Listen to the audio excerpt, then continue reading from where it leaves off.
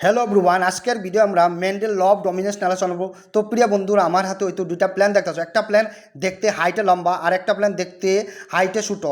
আর যেটা লম্বা প্ল্যান সেটাকে মেন্ডেল ধরেছে কেবিলেটার টিটি দেখে, আর যেটা দেখতে একেবারে ছোটো সেটাকে মেন্ডেল ধরেছে স্মল একটা টিটি। তারপর এখানে একটা ক্রস ঘটায় কেবিলেটার টিটির সাথে, একটা স্মল একটা টিটির সাথে ক্রস ঘটায়। তারপর এখানে পাওয়া যায় যে কেবিলেটার টিটির থেকে মাত্র একটা টি আছে আর স্মল লিটার টি থেকে মাত্র একটা স্মল একটা টি আছে, মানে একটা করে গেমের আছে। তারপরে এইখানে মাত্র প্রথম জেনারেশনে পাওয়া যায় কেবিলেটার টি আর স্মল লেটার টি।